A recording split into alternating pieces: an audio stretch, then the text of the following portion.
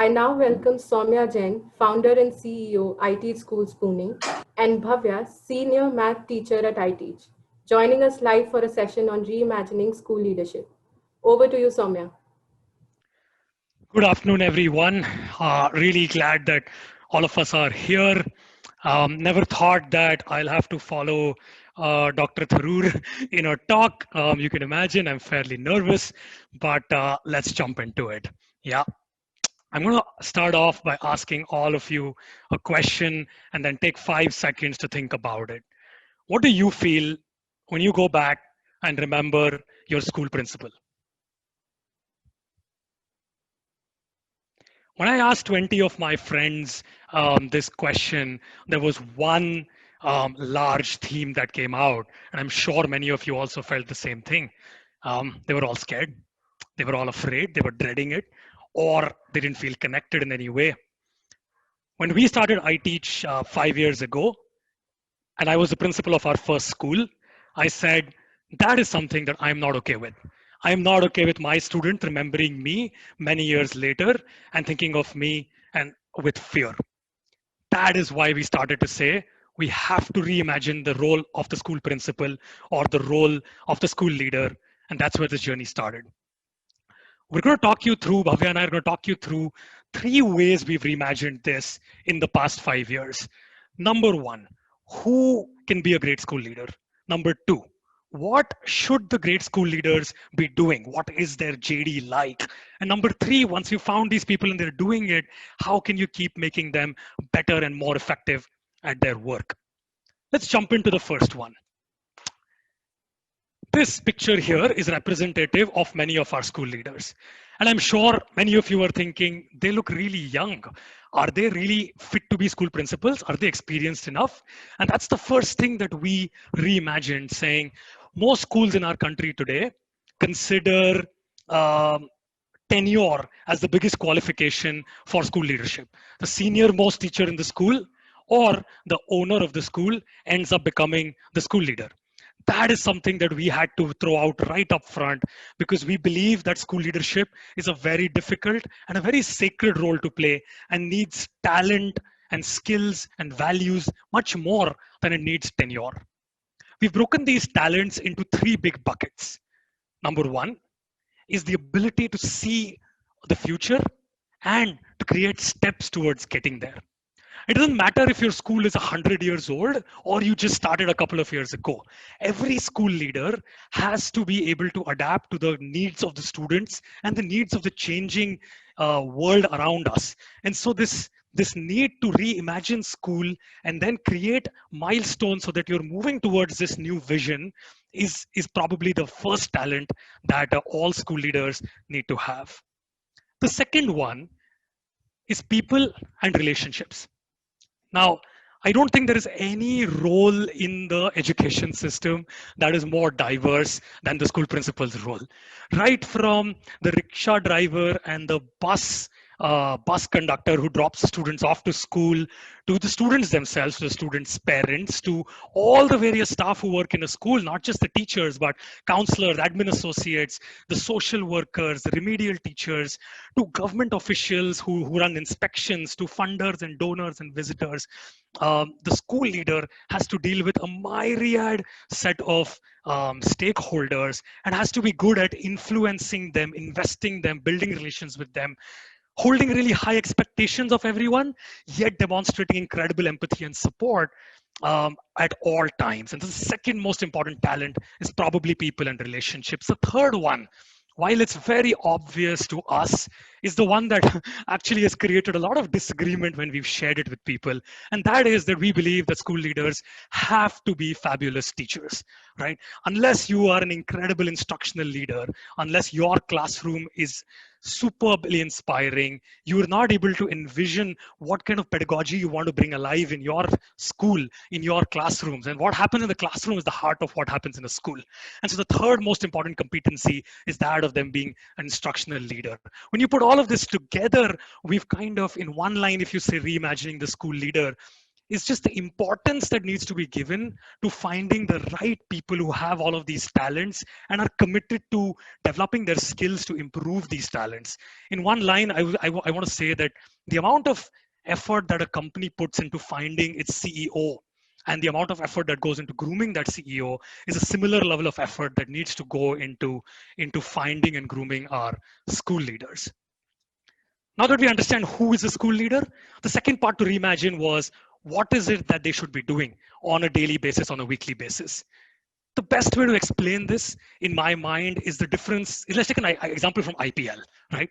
Um, Today, the school leaders and school principals operate like Shah Rukh Khan and Preeti Zinta, which is the team owners, right? Whereas the way we've reimagined the school leader role is to be the cricket team's captain, right? The cricket team's captain is on the ground. They are deciding strategy on how to approach this particular opposing team.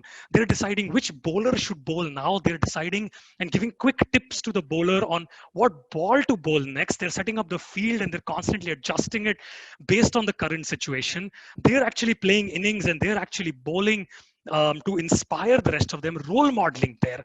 That team captain is who we need the school leader to be, and not a detached administrator who comes straight into their office and then leaves back home. At iTeach, we don't have offices for our school leaders because they spend half their time in the staff room with the teachers and the other half in the classroom with the students.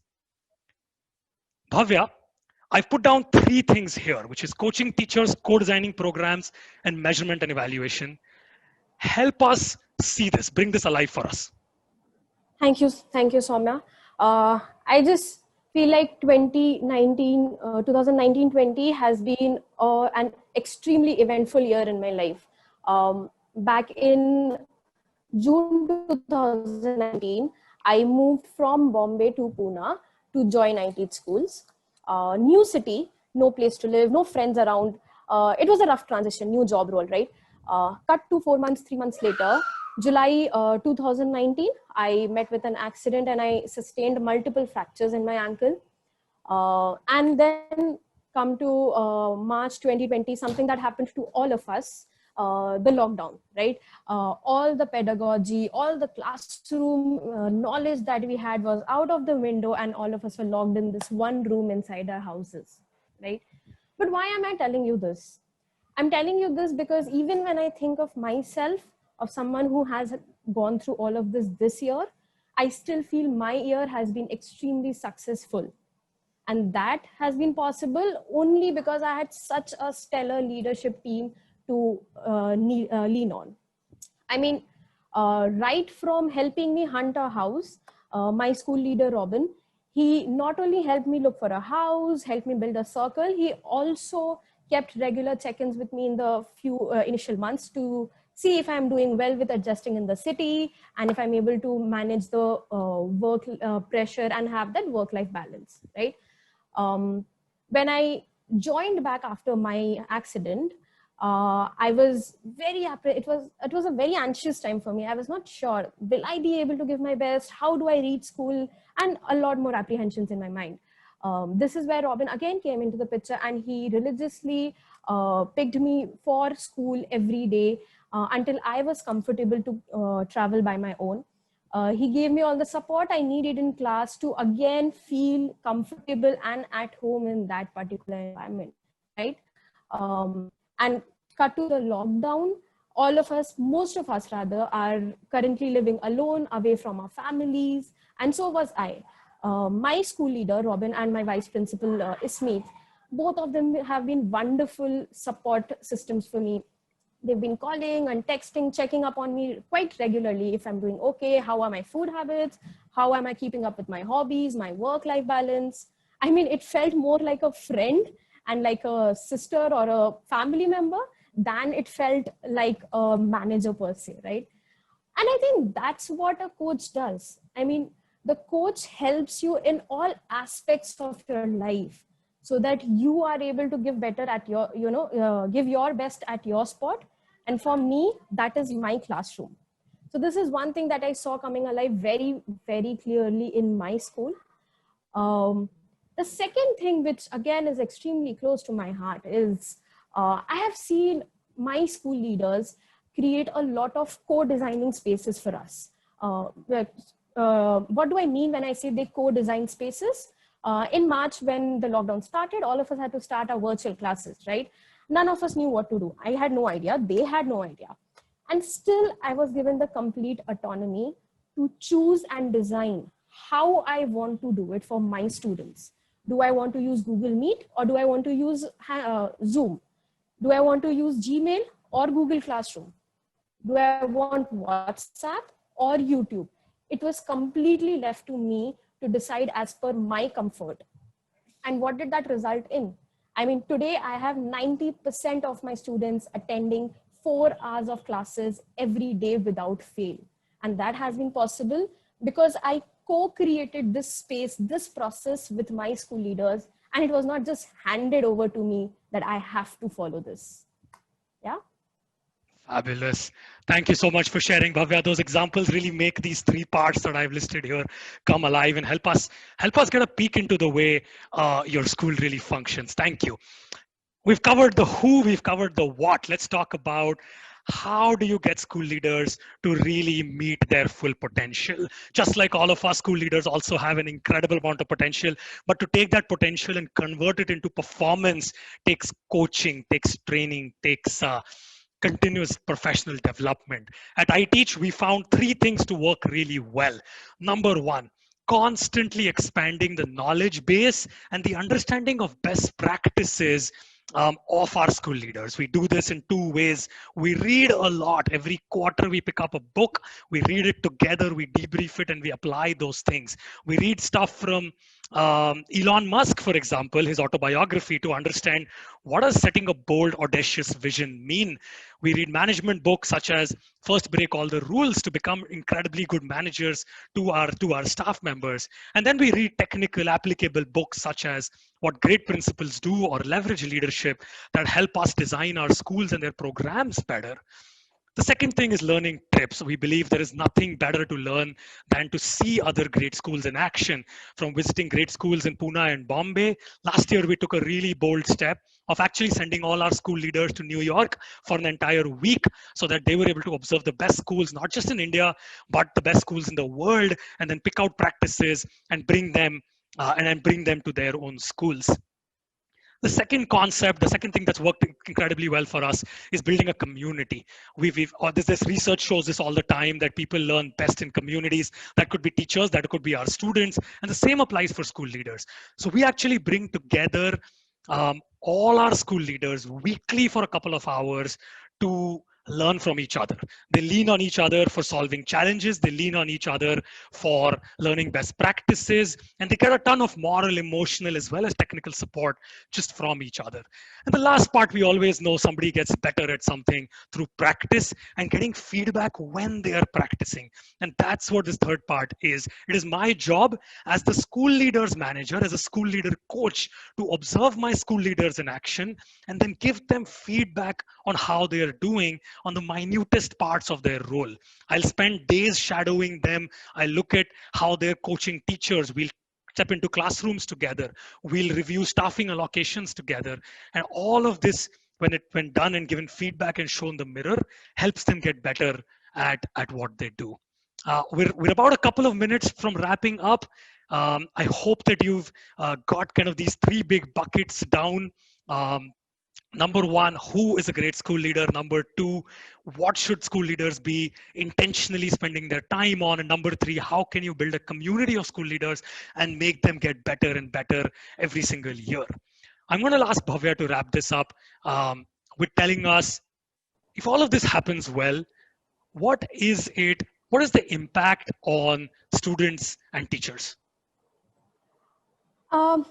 I want you to imagine 2 things, right? The first one being my principal playing with me and my friends in the playground, playing football with me. And my vice principal going around chatting with all my friends, my parents, either during lunch or just going for a casual home visit to understand where I live, how I live, and generally my lifestyle, right? When you think of this, what this essentially does is it kind of bridges the gap between the principal and the students, right? It makes students feel that the principal is approachable. The principal is not a principal per se, but more of my mentor, my friend, or just another person that I can reach out to for help, right? When parents see my vice principal going around and talking to them, trying to understand their status and their ways of life, they feel valued, they feel included, they feel that somebody cares for them. And I feel that is something that makes the most difference, right? And even for me as a staff member, the difference lies in working with someone and working under someone. For me, if I am a stellar educator today, or if I may say I am on the path of being a stellar educator today, it is not because I have been working under my school leadership team, but because I've been working with them. And that has made all the difference. Thank you so much, Bhavya. That was so beautifully put. I'm going to wrap up with a quote. I'll leave you all with a quote as you read through it. It's a quote from a management guru, one of my favorites. I'll read out just a little few lines and then we'll end up in the next 15 seconds. I think people want to be magnificent. It is a job of the leader to bring out that magnificence in people and to create an environment where they feel safe and supported and ready to do the best job possible. As leaders, we hold the lives of others in our hands. These hands need to be gentle and caring and always available for support. Thank you, everyone, for being here. Do write to us with any comments, questions that you might have. And I hope you're able to take away some of these strategies and apply them into your own context really soon. Thank you.